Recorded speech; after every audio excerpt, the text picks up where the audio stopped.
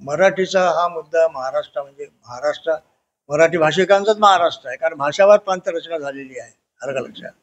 त्या भाषावार प्रांतरचनेमध्ये तेलंगणाची तेलुगू भाषा आहे, आंध्रची तेलुगू भाषा आहे, तामिळनाडूची तमिळ भाषा आहे, केरळची मल्याळम भाषा आहे. उत्तर भारताकडे तुम्हाला माहितच आहे काय आहे ते, सर्व हिंदी आहे सगळं.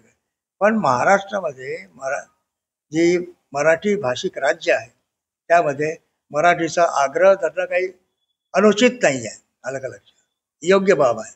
पण त्याच्याकरता बरंच रडकंदन झालं.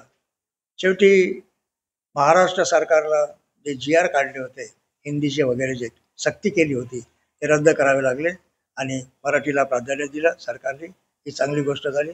पण याचं निमित्त करून भारतीय जनता पक्षाचा खासदार निशिकांत दुबे यांनी जे महाराष्ट्रावर जी आगपाखड केली, महाराष्ट्राला कमी लेखण्याचा प्रयत्न केला आणि उत्तर भारताच्या जीवावर तुमचा महाराष्ट्र जगतो आहे, आमच्या भिकेवर तुमचा महाराष्ट्र जगतो आहे, हे जे वक्तव्य त्यांनी केलं अत्यंत आक्षेपार्ह वक्तव्य आहे. म्हणजे असं आक्षेपार्ह वक्तव्य आहे की निशिकांत दुबे सारख्या खासदाराला आमच्या ठाण्याच्या किंवा मुंबईच्या शिवाजी पार्कमध्ये बरोबर त्याला चपलेने झोडलं पाहिजे, अशा प्रकारचं वक्तव्य त्यांनी केलेलं आहे.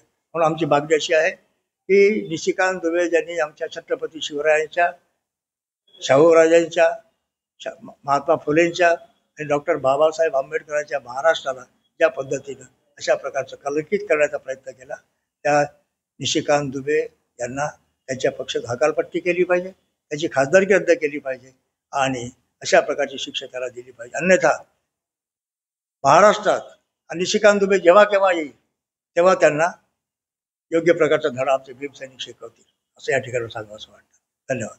त्यांनी खरं पाहिलं ना,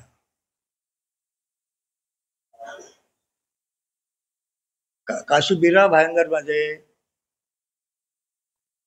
भाषेचा निमित्त करून व्यापाऱ्याला मारहाण करण्यात आली. ही गुंडगिरी भाषेच्या नावावर काही शोधत नाही.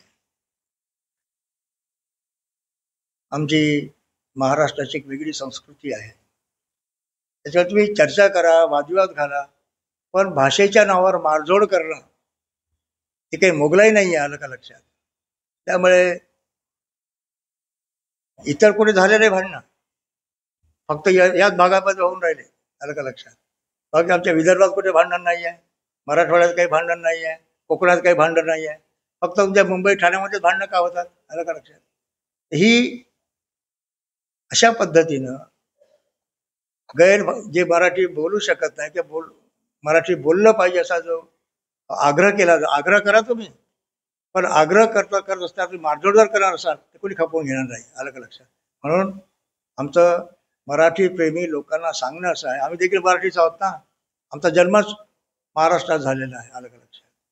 आणि त्याच्यामुळे मराठीवर प्रेम करणारी जी कोणी मंडळी असतील ते इतर भाषेच्या लोकांना अशा प्रकारे प्रेमाने समजावावं. आलं का लक्षात?